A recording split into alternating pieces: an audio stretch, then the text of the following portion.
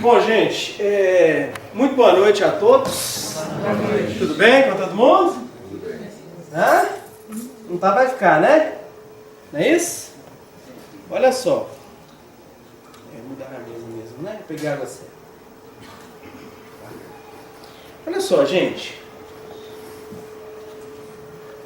O tema que nós abordaremos aqui hoje é um tema bem conhecido, discutido, falado, rediscutido, reapresentado.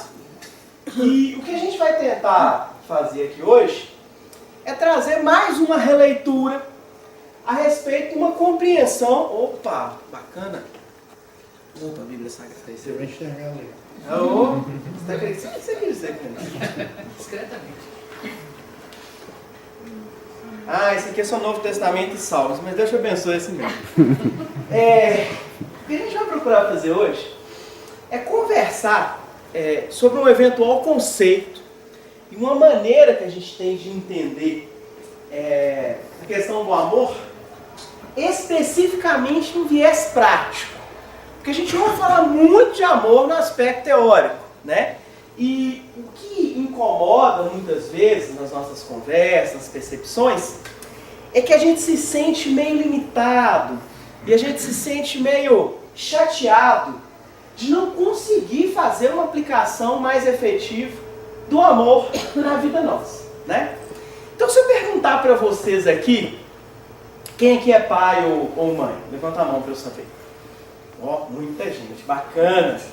Esse pessoal que levantou a mão, se eu perguntar se vocês amam ou gostam dos filhos de vocês, o que vocês vão me dizer?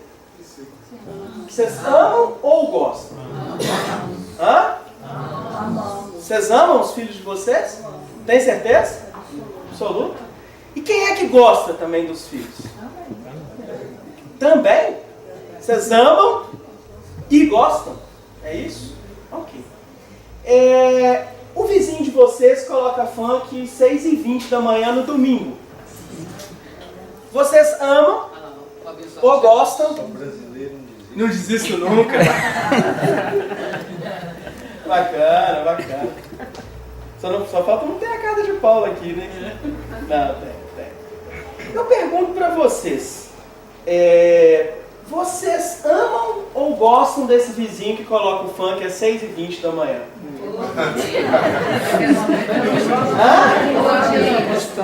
Vocês amam ou gostam? Dos dois. Apesar do funk, a gente gosta. Apesar do funk, a gente gosta? Você gosta do funk ou do vizinho? E se ele ouve o funk o dia inteiro? Em Minas é bacana, isso aí eu tolero. Quando não sai um atolero, né? Eu atolero, né? Legal. Você fica com Ferreira de Almeida, né? Com Ferreira de Almeida. Bacana. Então a gente costuma falar que atolera a pessoa, então tolera, né? Mas vocês não responderam, vocês gostam? Só ele aqui que respondeu. Vocês amam ou gostam do vizinho que bota o funk lá? Hã? Nem ama, nem gosta? Odeia? Coitado. Gosto dele, só que gosta de funk. Só porque gosta de funk, né? O problema não é ele gostar. Ele é ser uma pessoa que pensa nas demais e aí quer compartilhar com toda a sociedade terrestre a música que está ouvindo, né? Se perguntar se você quer ouvir. Não, isso é bobagem. Se você quer ouvir ou não, é bobagem, né? O importante é o coração dele, de querer compartilhar com todo mundo, né? E aí, vocês amam ou gostam dessa pessoa?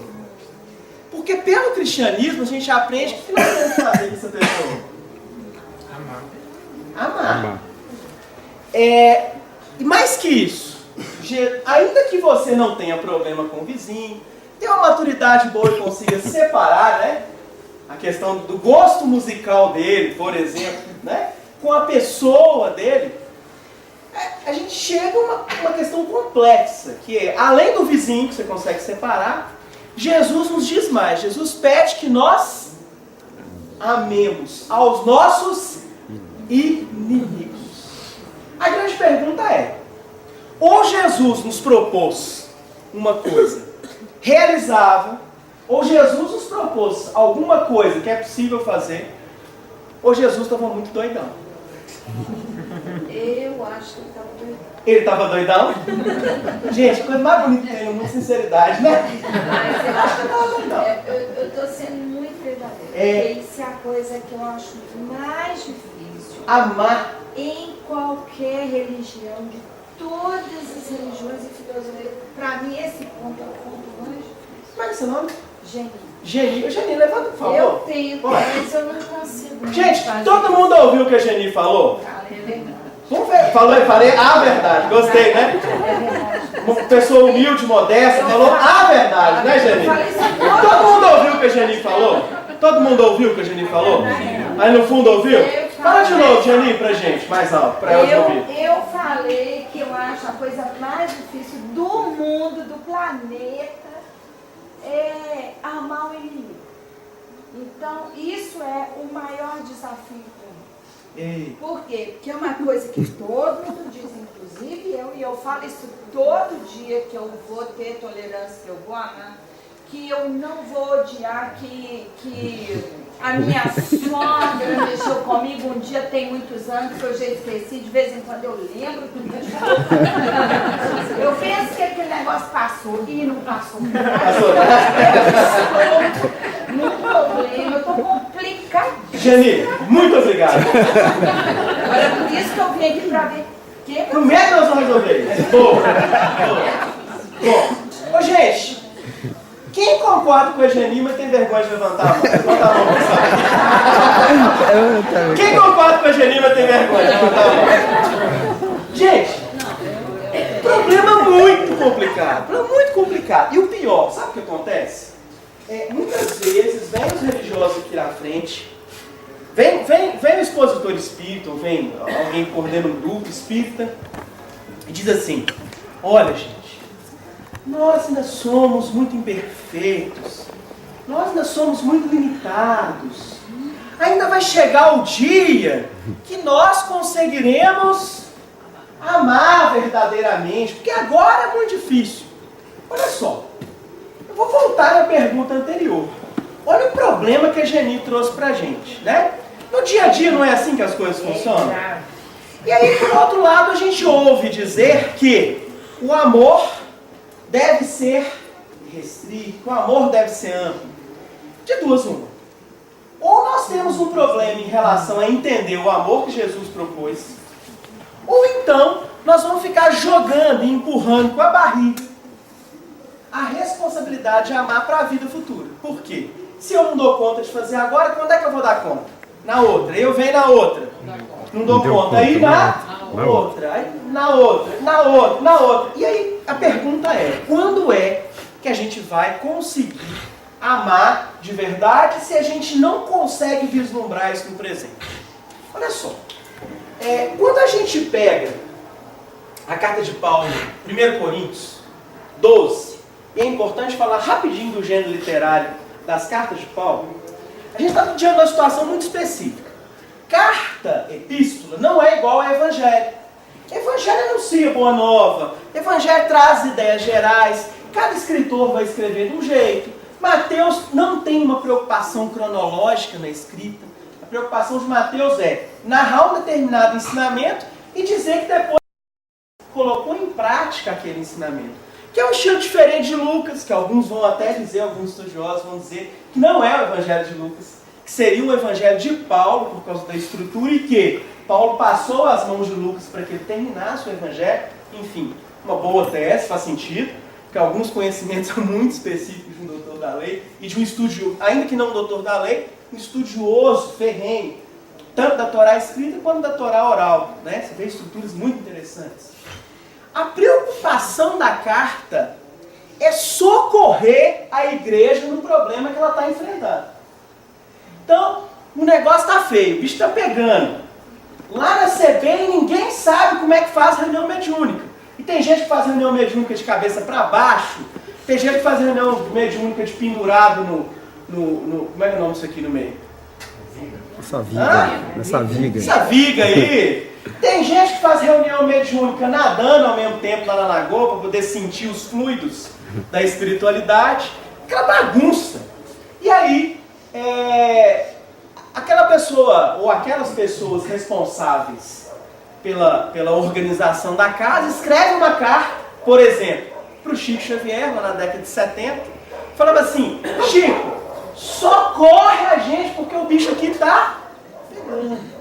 Quando escreve uma carta, quando pedem auxílio para Paulo, e Paulo escreve a epístola como resposta, ele está dando uma orientação prática para as pessoas que estão enfrentando um determinado problema.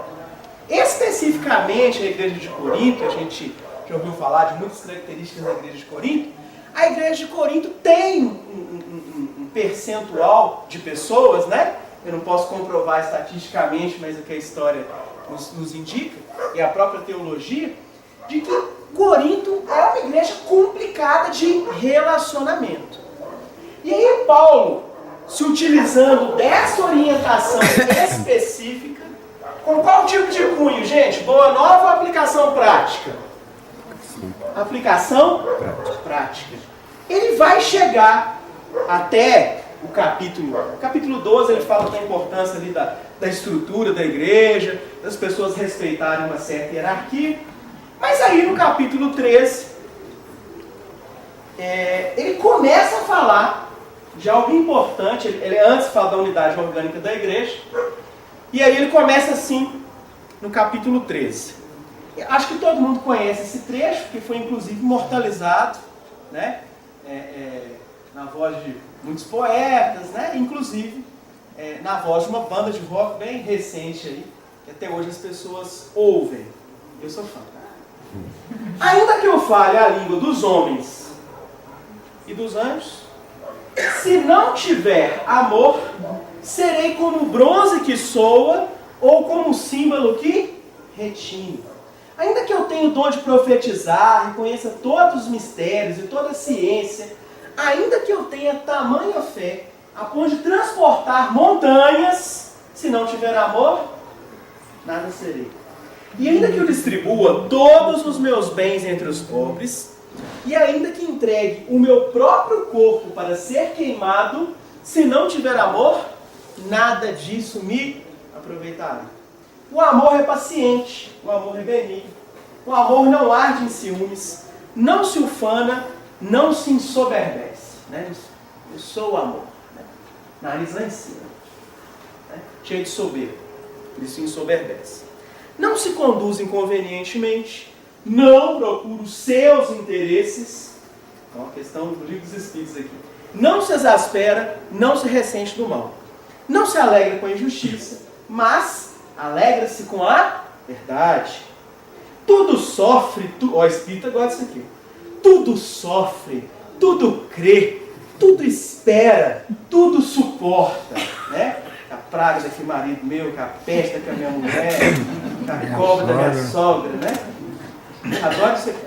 O amor jamais acaba, mas havendo profecias, desaparecerão. Havendo línguas, cessarão. Havendo ciência, passará. Porque em parte conhecemos e em parte profetizamos. Quando, porém, vier o que é perfeito, então o que é em parte será aniquilado. Quando eu era menino, falava como menino, sentia como menino, pensava como menino. Quando cheguei a ser homem, desisti das coisas próprias de menino. Porque agora, vemos como em espelho, obscuramente. Então, veremos face a face. Agora, conheço em parte. Então, conhecerei como também sou conhecido. Agora, pois, permaneçam a fé, a esperança e o amor. Estes três. Porém, o maior destes é o amor. Quando a gente ouve isso, a gente fala assim: caramba, que negócio bacana. Que regra de conduta fantástica. Isso tudo que está escrito aí sobre o amor é tudo que a gente faz no dia a dia, não é? De forma tranquila, não é isso? Eu acho que é o que a gente quer fazer, né? quando convém? E promete toda noite. Olha só. Fazer amanhã. Que interessante. O negócio é essa prática, que é difícil. Porque, olha só, vamos ver se essa prática é difícil ou se talvez a gente esteja entendendo as coisas de forma equivocada. Quando a gente vai na versão grega do Evangelho, porque o Antigo Testamento é escrito em hebraico. Porém, o Novo Testamento já foi escrito originalmente em grego. É muito interessante perceber que o termo que aparece é o termo ágapen. E que em muitas traduções é trazido no próprio texto, inclusive, né, dentre elas, a tradução de Saci, que foi uma obra, foi a tradução que Kardec utilizou para escrever o Evangelho segundo o Espiritismo. E enquanto eu li esse texto, alguém percebeu alguma diferença do texto trazido no Evangelho segundo o Espiritismo para o texto que eu li na tradução de João Ferreira de Almeida? Amor da caridade. Opa, como é que está lá no Evangelho segundo o Espiritismo, Ítalo? Caridade. Caridade? O termo é esse? Caridade? Caridade. Não dá certo, é só para te pressionar. O termo é esse, caridade? Caridade? É esquisito, né? Porque Kardec, ao invés de usar uma tradução largamente aceita, usa a tradução Saci e inclui, ele sabendo que o original em grego era ágape, usa a palavra caridade. Não se preocupem, até agora isso não vai fazer nenhum sentido para vocês. Daqui a pouco vocês vão ver que isso vai se transformar. Quando a gente fala da tradição grega, a gente fala basicamente dos escritos dos filósofos gregos, especialmente nessa época pós-socrática. Filosofia se estuda filosofia pré-socrática e depois pós-socrática, aí até chegar a Kant, né? Os filósofos vão dizer, inclusive, que ou contra Kant ou a favor de Kant, mas nunca sem Kant. Também é uma outra mudança de paradigma. Mas quando nós buscamos na cultura grega a visão do amor, nós vamos perceber, na verdade são 5 tipos, mas na aplicação imediata, os gregos vão falar de 3 tipos específicos de amor. Eles vão falar o seguinte: quando você tem uma primeira aproximação física, esse amor é um amor trazido pelo Deus Eros, da sensualidade. Então, o que é esse amor Eros? É um amor mais físico. Sabe quando dá aquela encostada? Aí, né? Dá uns calafrio, né? Você olha, né? Fica meio arrupiado, do mesmo jeito que é Tulerá, né? Aqui em Minas fica arrupiado, né? Aquela coisa, aquela química, aquela pele. E aí você tem essa primeira expressão do amor, o amor Eros. Mas os próprios filósofos vão dizer que à medida que o tempo passa, à medida que você conhece o objeto desse amor, esse amor se aprofunda mais e passa para o estado philos. Então, por exemplo, o camarada que estuda a sabedoria, ele é chamado de philos sophos, que a gente traduz em português para filosofos, filósofo. Ele é o quê? Ele é um amigo da sabedoria. O filósofo não é quem tem sabedoria, pelo menos no conceito grego.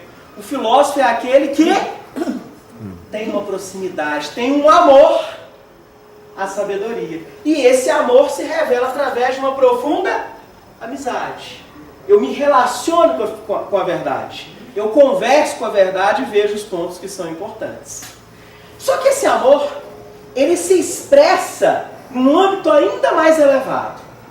Chega um determinado momento que esse amor atinge um nível de plenitude. Ele atinge um nível superior. Ele atinge um nível incondicional. É um amor que dá sem nada receber, dá sem nada esperar. É um amor que pura e simplesmente ama. É um amor que É difícil explicar em palavras, porque ele é pleno, porque ele é único. Ele é um amor que enche os nossos olhos de lágrimas, ele é um amor que embarga a nossa garganta e a gente não conseguir falar. E sem fazer propaganda para o padre Marcelo Rossi, como é que é o nome desse amor pleno? Sem qualquer condição. Ágape. O livro dele mesmo, né? Falei errado, não, né? Tá bom. Ágape. Bom, a pergunta que eu preciso fazer para vocês, para a gente construir o nosso raciocínio. Vocês já viram aqui o termo, né? O escrito no grego é o ágape, né? O que aparece no texto em grego é ágape. A pergunta que eu preciso fazer para vocês: Jesus, quando ele nos estimula a amar, quando ele dá o comando para que a gente ame, Jesus está falando do amor eros, do amor philos ou do amor ágape? Isso é tranquilo para vocês? Sim, bem claro? É claro para vocês? Levanta a mão, só para eu saber se todo mundo entendeu. Fica evidente para vocês que nós estamos tratando, quando Jesus fala de amor, de um amor ágape. Isso é claro para vocês? Que ótimo, porque nós estamos completamente equivocados. Gente, olha só. Jesus, como um bom grego que é, vai falar para aquela comunidade de gregos que está ouvindo, não é isso? Sim? Sim? Sim. Vou repetir a frase. Jesus, como um bom grego que era, estava falando para aquela comunidade de gregos que o estavam ouvindo. Valendo a salvação de vocês, gente. Valendo a salvação de vocês. Vocês vão, vocês ficam.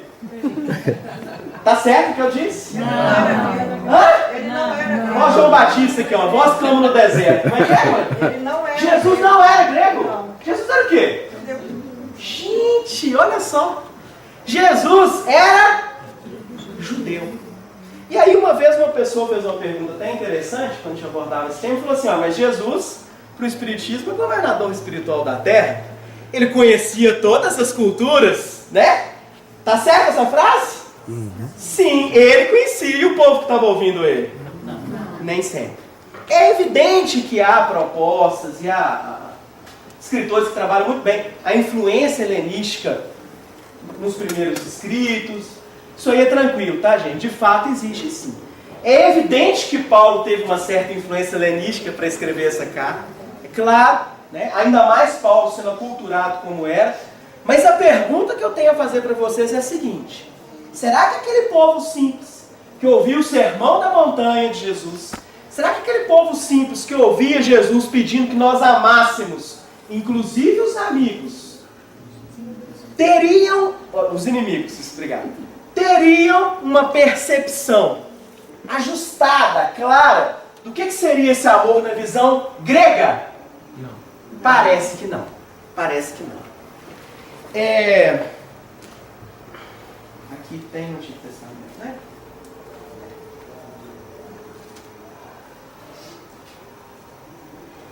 Vamos em Deuteronômio, capítulo 6, versículo 5.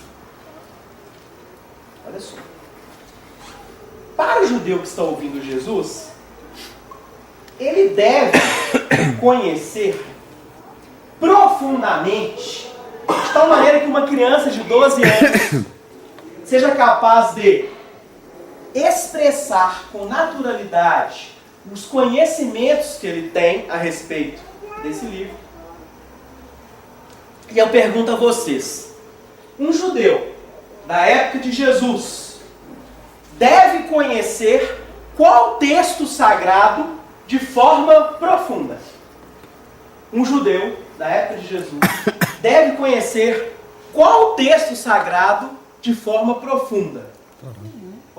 Opção A, 50 tons de cinzas. Opção B, o Código da Vinci. Opção C, o Evangelho segundo o Espiritismo. Opção D, a Torá, que a gente chama de Antigo Testamento. Vamos lá, todo mundo agora. Vamos lá, qual é a opção? A última. Uau, vocês brilharam. Letra D. Muito bom, letra D. Né? O judeu da época de Jesus deveria conhecer profundamente a Torá. Né? Abre parênteses. Eu não estou falando só da Torá escrita. Eu estou falando também do conjunto de tradições que eles passavam de um para o outro, ensinando na sinagoga, esse conjunto de tradições, que a gente dá o nome de Torá oral. Então, para o judeu que está ouvindo Jesus, ele tem que conhecer profundamente a Torá, que é o Antigo Testamento, sentido escrito, e também conhecer todas as tradições que são ensinadas no templo. Então, para aquele judeu que está ouvindo Jesus, ele conhece a Torá escrita e a Torá falada, a Torá oral. Tranquilo até aqui? Olha só o comando que existe em Deuteronômio 6, capítulo 6, versículo 5. Vou ler um pouquinho antes, que é o 4. Começa assim: Ouve, Israel, o Senhor nosso Deus é o único Senhor. Amarás, pois, o Senhor teu Deus de todo o teu coração, de toda a tua alma e de toda a tua força. Então vamos anotar que isso vai ser importante para a gente. O judeu ele tem um comando a seguir que está lá em Deuteronômio. Ele vai dar o nome disso de Shema Israel. Tá? O que é Shema Israel? Shema Israel vai ser citada, vai ser lida, vai ser reproduzida em diversas horas do dia do judeu. Então ele vai por diversas vezes ao dia. Ouve, ó Israel, o Senhor teu Deus. Ouve Israel, o Senhor nosso Deus é o único Senhor. Amarás, pois, o Senhor teu Deus de todo o teu coração, de toda a tua alma e de todas as tuas forças. Vamos falar de novo, para a gente relembrar que a gente falava isso? Vamos lá? Vocês já falaram isso muito, eu acho. Amarás, pois, o Senhor teu Deus de todo o teu coração, de toda a tua alma e de todas as tuas forças. Vamos anotar? Então, repitam para mim. Primeiro, amarás o Senhor teu Deus de todo coração, de toda a tua alma e com todas as suas forças. Ama quem mesmo? Deus. O chinês, ama quem? Deus. Vou fazer uma pergunta que essa é fácil. Essa é facinho. Qual é a minha obrigação de amar? Qual é a minha obrigação perante Deus? Qual é a minha obrigação perante Deus? Amar. Com o quê? Com todo o coração, alma e força. Amar quem mesmo? Deus. Beleza. Vamos falar um pouquinho de forma rápida sobre os três. Se a gente pegar essas palavras hoje e interpretar pelo Espiritismo, a gente tem uns problemas aqui, né? O que é alma para o Espírito? Hã? Espírito? Encarnado. Vai dar problema. Força. O que é força? Quem é o forte hoje? Cara, hã? Bombadão? Que vai na academia e puxa ferro? Esse é o forte. Hã? Fé. Fé também? Beleza. Indicações muito claras no Antigo Testamento nos mostram o seguinte: quando o judeu está falando de coração, ele não está falando só de sentimento. Ele está falando de razão mais sentimento, combinados.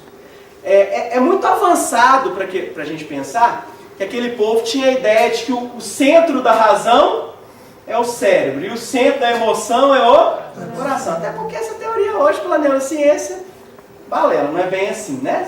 Você tem as expressões lá da amígdala, ela joga os hormônios lá e você vai bater coração, vai, né? Enfim, essa visão. Então, coração para o judeu é o que, gente? Razão mais sentimento. sentimento combinados.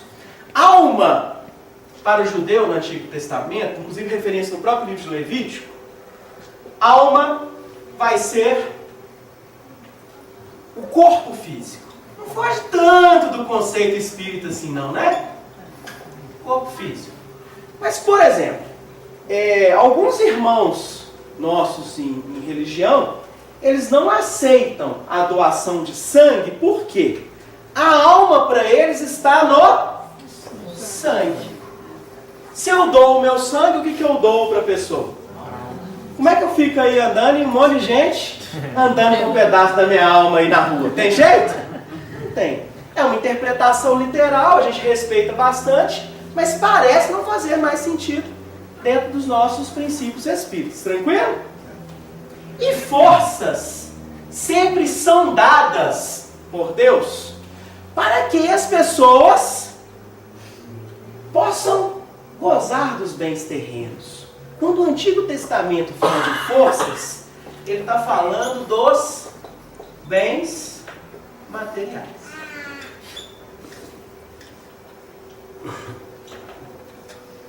Tranquilo até aqui, gente? Então, vamos recitar de novo o Shema Israel, com aquela contextualização que a gente trouxe aqui. Ouve, ó Israel, nós temos um único Deus.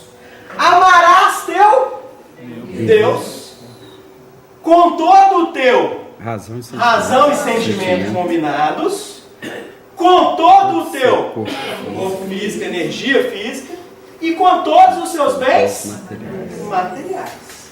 Tranquilo para vocês até aqui? Beleza. Eu achei esquisito. Achou meio esquisito? Achei. Alma e corpo físico, para mim, são coisas completamente diferentes. Tranquilo. Para você. Verdade oposta. Para você. Para mim. Beleza. Não tem problema. A gente está falando aqui do que o judeu que ouvia Jesus na época entendia por... ouvia Jesus, não, desculpa. Que lia a tradição escrita, entendia por corpo físico. Exatamente. Nós não precisamos concordar com as interpretações, não. Eu só estou trazendo as referências do Antigo Testamento. Isso. Beleza, gente? Tranquilo. Ok. Olha o que Jesus vai arrumar para a gente na parábola do bom samaritano. Quem é que lembra, mais ou menos, o contexto da parábola do bom samaritano? Parábola conhecida, a gente já deve ter ouvido umas 700 vezes nessa encarnação, né? Alguém lembra alguma coisa? Alguém lembra algum texto? Alguém lembra algum detalhe? Menos Ítalo, Rose. Quem lembra alguma coisa? Parábola do bom samaritano. Existia um vendedor que vendia goiabas, é isso? As quebradas de Amora? É isso? O que é? Parábola do bom samaritano. Quem lembra alguma coisa? Qualquer coisa. A gente vai construindo junto. Quem lembra alguma coisa? Um homem descia. Hã? Um homem descia. Antes do homem descia, alguém faz uma pergunta para Jesus. Alguém lembra? Alguém podia dar uma cola pra gente. Alguém podia dar uma cola? Tem gente que sabe, não deu uma pista. Eu sei que posso. Não, mas eu estou acostumado. Eu sei que nós espíritos entendemos muito de Bíblia e sabemos muito de cor, né? Eu tenho medo de arriscar, mas alguém podia dar uma pista. Vamos lá. Valendo a salvação de vocês, gente. Vamos lá. Valendo 10 bônus horas. Vamos lá. Estou oferecendo, depois o Espírito paga para vocês. Né? Alguém falou alguma coisa? Perguntou para Jesus. Alguém perguntou para Jesus alguma coisa? Você começou falando aí. Alguém perguntou para Jesus alguma coisa assim antes? O Roberto estava falando assim, vinha descendo alguém. Às vezes é como aqui como diz amar. Vai. Falar muito de amor, querendo fazer o amor àquelas pessoas daquele censo. Sim. E eu esqueci o nome da... Esquenta não. Aí passou viu um rapaz caído, uma pessoa caída, passou direto. Veio o outro, deu a pessoa caída, passou direto. E veio aquele que não tinha religião nenhuma e socorreu. Pior, né? Não é que não tivesse religião nenhuma, mas era um samaritano. E socorreu ele, levou para a pousada e falou com o dono da pousada para tratar dele, deixou um dinheiro com eles. Na volta, se passasse daquele que deixou, ele voltaria para pagar. Ô Luiz, não é quem é meu próximo, Gente, não? é para glorificar de pé, não é? Olha só. Ó, irmão acertou em cima. Como é que é seu nome? Rubens, você salvou a gente, a alma da gente. Obrigado. Lembrou? Olha que beleza. Para glorificar de pé, viu, gente? É isso mesmo. O que você ia fazer? É quem é meu próximo, né? Não, opa, beleza. Chega o próximo de Jesus, não vou entrar nos detalhes do contexto, mas perguntam para ele quem é o próximo. Pode parecer uma pergunta meio doida para a gente, mas havia uma dissidência de correntes do judaísmo muito fortes. Alguns seguiam a linha de pensamento de um rabi e outros de outro. Mas em linhas gerais, a discussão era: quem é meu próximo? O meu próximo é o meu irmão de religião, o próximo é o meu irmão de raça, ou o próximo pode se estender além dos meus irmãos de raça. São duas correntes muito fortes, que isso vai ficar muito claro depois no registro da Torá oral, né? Nos comentários do Talmud, enfim, você tem outras discussões boas nesse sentido. Mas a pergunta que trazem para Jesus é: quem é meu próximo? Basicamente, para saber ali de Jesus, a qual corrente ele se filiava. Se ele era a favor ou contra o impeachment. Se ele era petista ou PSDBista. A lógica é essa. Né? Vamos lá, quem é o próximo? E aí Jesus, ao invés de trazer o conceito, se é legal ou não o impeachment, se não tem fundamento jurídico, Jesus começa a contar uma história, uma parábola do bom samaritano. Né? E ele começa uma construção muito interessante. O irmão Rubens ali que salvou a noite da gente, não é? Começou contando o seguinte, ó. Vinha alguém, ele falou assim, ó, não lembro os nomes não. Eu falei, beleza, taca a pau, Rubens. Em primeiro lugar, vinha descendo uma pessoa, na verdade Jerusalém para Jericó, e essa pessoa foi tomada de assalto. Não vai dar para entrar em todos os detalhes dessa circunstância, mas enfim. Porque a gente precisa aqui, o Rubens delimitou bem. E aí, essa pessoa tomada de assalto fica toda arrebentada. Coitada. Bate, fica inconsciente, rasga as roupas dele, fica lá todo arrebentado. E aí vem, em primeiro lugar, um sacerdote. E Jesus pegou leve, porque ele não estava indo para o templo. Ele estava voltando do templo. Já tinha cumprido as obrigações religiosas. O sacerdote olhou, passou direto. A gente já fez esse estudo da parábola do bom samaritano, que nós mostramos que ele tinha motivo religioso para não socorrer. Depois vem o levita, que também passa, olha e dá a linha. E aí vem o samaritano. Se a gente fosse trazer essa parábola para os dias de hoje, é mais ou menos assim. Vinha passando o Chico Xavier para poder ir para a reunião mediúnica dele. Viu uma pessoa toda arrebentada. Eu imagino o Chico fazendo isso, mas tudo bem, né? Impossível. Mas aí o Chico Xavier viu a pessoa e falou, não posso, porque se eu chegar 5 minutos atrasado na reunião, como é que vai ficar meu compromisso com os espíritos? Né? Não posso. Aí foi embora para a reunião mediúnica. Aí veio o Divaldo Pereira Franco. Também é outro espírito muito endurecido, né? Nunca socorreu ninguém na vida, não é esse? Não é esse? Sim? Não. Só aqui? Não. Aí veio o Divaldo e falou assim, eu não posso, porque hoje tem campanha do quilo. E se eu chegar atrasado na campanha do quilo, vai faltar o pão necessário para eu poder, né, tocar as minhas obras. E aí veio o Zé Dirceu. Veio o Paulo Maluf. Especificamente no caso do samaritano, veio a Bruna Surfistinha. Ou melhor, o filho dela. E, pura e simplesmente, naquele momento, tomado de íntima compaixão, desce da montaria, derrama azeite sobre as feridas da pessoa. Depois que derramou o azeite, vê que não vai dar certo socorrer a pessoa ali. Chama o SAMU. Não é isso que está na passagem? Sim? Não tinha SAMU na época, não? Acho que não. O que a pessoa faz então, o samaritano? Carrega a pessoa toda ensanguentada, suja, e põe na montaria. E aí chega na hospedaria e fala assim, vou pagar aqui o que eu tenho, para você cuidar dessa pessoa que está doente. Pessoa que, pela referência da parábola, ele nunca viu. Faz a menor ideia de quem seja. E diz mais, assim, olha, se o meu dinheiro, que eu estou pagando agora para você, não der, eu passo aqui depois e completo o resto. Oferecendo os seus bens materiais. A dinâmica que a gente não percebe aqui é que Jesus, sem revogar o Shema, ele tira o foco da lei básica, do mandamento mais objetivo do judeu para com Deus, tira o foco para Deus e põe esse foco onde?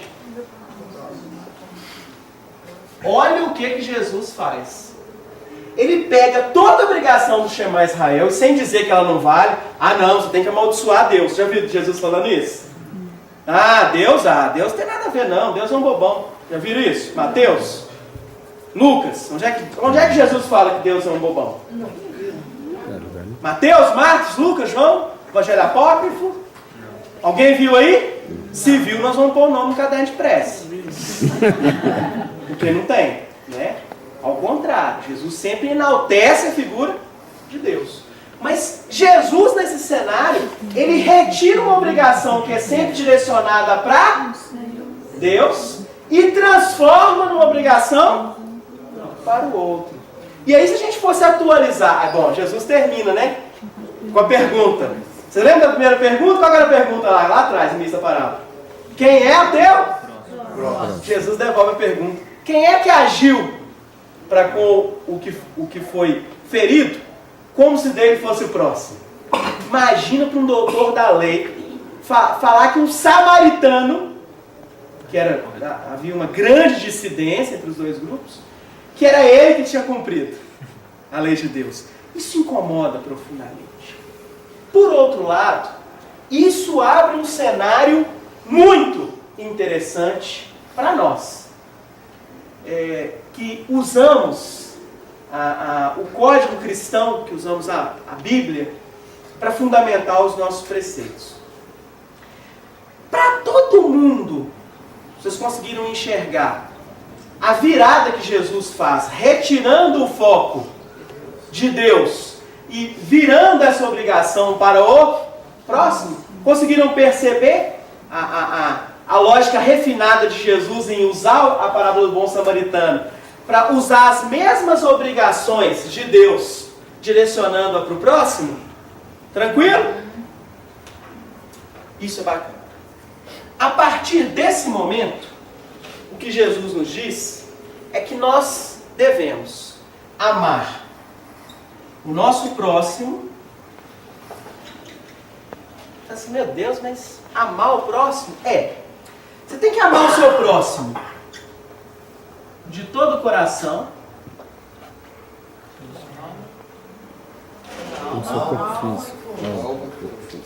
coração, alma e força. Ok? Como é que a gente ama o próximo com o nosso coração? O raciocínio que a gente trouxe. Como é que eu amo o próximo de coração? Como é que eu amo o próximo de coração? Pega a parábola do bom samaritano. Como é que ele amou de coração? Quando foi que o samaritano amou aquele que foi assaltado de coração? Tomado de íntima compaixão, eu faço alguma coisa para o outro. Saio, tiro o meu traseiro do sofá. Depois, como é que é o amar de alma? Como é que é o amar de alma? Alma é o que mesmo? Força física. Energia física para o judeu. Como é que a gente fala ali? Como é que a gente ama alguém com a alma? Carregar no colo. Hã? Carregar no colo. Se precisar carregar no colo, pode ser. O que mais? Hã? Como é que eu uso a minha força física para ajudar os outros? É só carregando? Participando, né? Estando presente fisicamente, boa. O que mais? Agindo. Como é que vocês trabalham, gente? Quem é que vai trabalhar projetado de manhã aqui? Eu fico na cama e meu espírito vai trabalhar. Alguém faz isso? Se faz, me passa aí o emprego que vocês fazem. Porque, né, vai ter gente fichando aí, vai ter fila até Uberaba aqui. Né? Como é que vocês amam com energia? Se movendo. Corpo, energia física. Energia mesmo. E como é que se ama com as suas forças? Esse espírito sabe. A gente é conhecido por isso. Como é que a gente ama com as nossas forças? Como é que eu dou? Como é que eu amo alguém com as minhas forças? Minhas forças. Fazendo caridade. Caridade material, né? Aqui. Bens. Colocando meus bens à disposição. Estou colocando esses bens.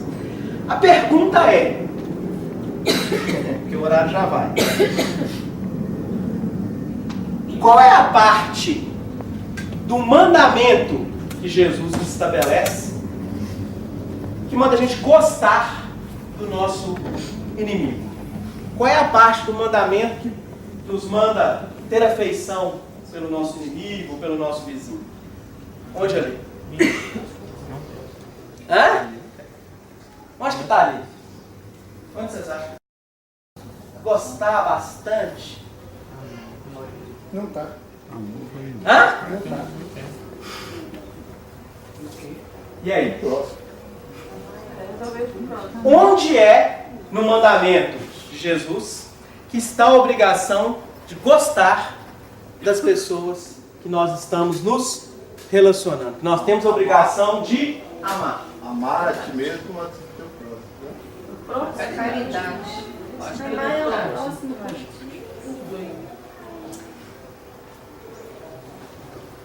Não tem mais onde escrever. Eu falei que o quadramento é tudo. Vocês não conseguem descobrir o que no início da conversa eu fiz a pergunta para vocês entre amar e gostar? Conseguem perceber algum possível motivo? Porque amar e gostar é diferente? O que vocês me responderam quando eu perguntei se vocês gostavam dos filhos de vocês? Sim.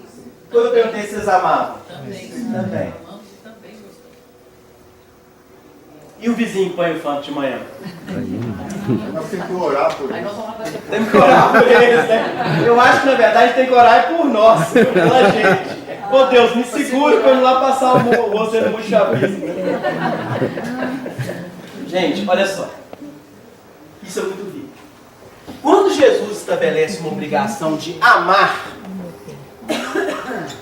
para aquele judeu que ouve, nós estamos falando de evangelho, Jesus pregando para pessoas judias. Jesus não está estabelecendo uma obrigação parecida com a grega. Jesus está dizendo o seguinte: olha, ama o teu inimigo, ama o teu próximo. O que é amar o teu próximo?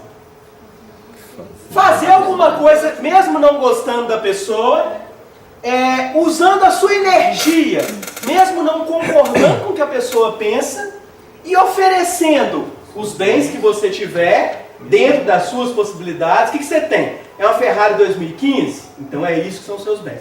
É um Chevette 69? Então esse é o teu bem.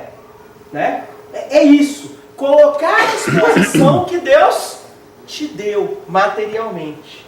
Quando a gente está falando da obrigação de amar, nós estamos falando de uma obrigação concreta. Nós estamos falando de uma obrigação ação.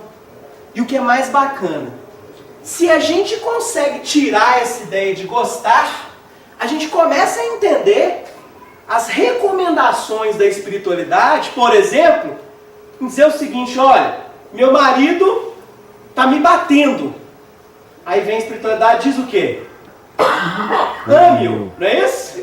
Aí o que a gente faz? Aí eu vou para casa, né? Aí o marido está descendo o cacete em mim e eu... Fala assim.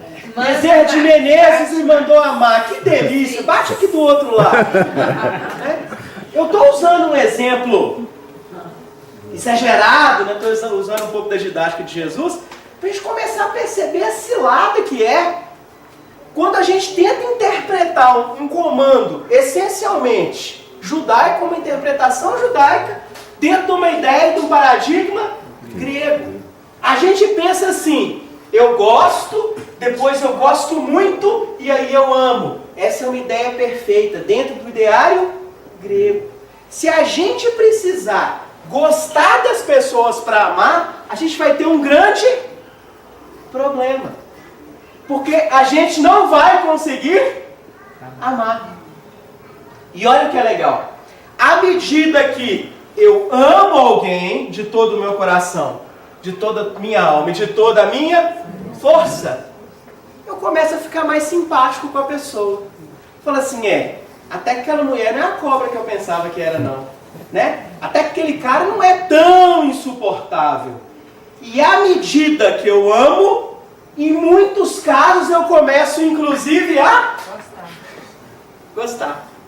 Porque eu percebo no outro pura e simplesmente um ser humano.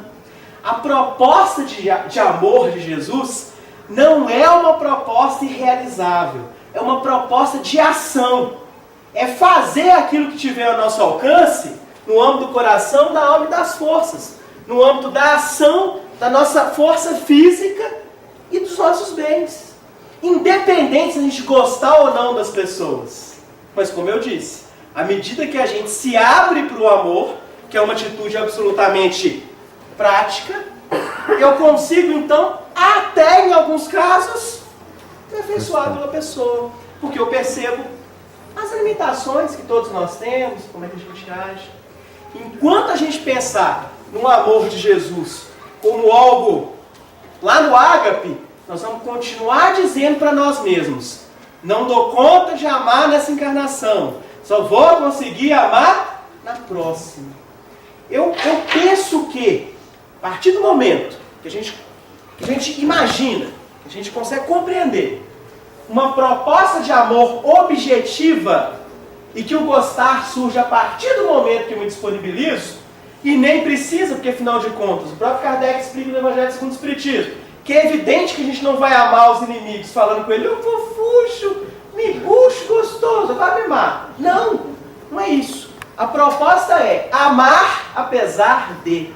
Amar é uma atitude concreta de oferecimento de razão e sentimentos combinados, energias físicas e bens materiais. E a partir desse momento que eu me disponho a colaborar nesse universo com um amor prático, e não um amor teórico, um amor de ação, e não um amor de puro e simples sentimentalismo, né, que tem o seu lugar também, mas não na análise desse conceito objetivo, amar se torna algo factível. Eu espero que vocês saiam daqui hoje com uns 15 quilos a menos nas costas. Eu espero que vocês saiam daqui sentindo menos culpa. Eu espero que vocês saiam daqui sentindo que é possível sim aperfeiçoar a ideia da prática do amor. E para eu poder fechar, por que Kardec escolhe a tradução de caridade e não a tradução de amor? Então assim, Kardec deu bobeira, né? Não. Porque Kardec define na questão 886 do Livro dos Espíritos, mediante a seguinte pergunta: qual é o verdadeiro sentido da palavra caridade? Tal qual eu entendia Jesus. Benevolência para com todos. O que mais? Indulgência para com as faltas alheias e perdão das ofensas. Vocês acham que esse conceito de caridade se parece um pouquinho com o conceito de amar bíblico? Sim. Fala aqui, ó, gostar de tudo, todas as pancadas que você toma dos outros. Apanhar 3 vezes ao dia. Está escrito isso aqui? Não. Benevolência. Alguém me pede 10, eu faço 11. Alguém me pede uma moeda, eu dou uma moeda e um sorriso. Indulgência. Cala a boca, peixe, né? Perdão das ofensas. Não esquecer o ato, mas emocionalmente não se incomodar mais com o resultado das coisas. Mas como você faz isso no caso de uma traição, um roubo e um assassinato, por exemplo? A gente volta um dia para falar Você de dá perdão. conta tudo ali, porém você não esquece e não consegue conviver. Esqueceram dessas duas palavras? A gente pode conversar isso depois. Podemos. Podemos. Eu vou voltar. Só porque já passou bastante o horário aqui, Tá. mas eu vou ficar aqui depois do estudo. É para eu não ir embora com tanta culpa ainda. Não é, você já tirou um pouco de culpa, né? Pô. Você já consegue amar uma pessoa que te traiu, por exemplo, desse Eu consigo fazer conceito? isso tudo aí. Bacana, menina, você tá Amar cumprindo o ele. mandamento, olha só. Aí, Salvação para você. A convivência e a lembrança. Claro, vamos trabalhar. Lembrança e convivência. Natural. Tinha que estar ali, como é que faz? Algumas pessoas conseguem avançar mais na benevolência, mas não são indulgentes e não perdoam. Algumas pessoas perdoam com facilidade, mas não são indulgentes nem benevolentes. Perfeição aqui na Terra é algo desconhecido no sentido prático. Gente, quero que Deus abençoe muito a vida de vocês. Vocês possam ir para casa, amar bastante, de uma maneira mais prática, de uma maneira mais objetiva, sem esse peso que a gente carrega de ter que gostar primeiro para depois chegar ao amor. É o contrário. Primeiro você ama. E aí, quem sabe, até você consiga gostar da situação. Beleza, gente? Deus conosco.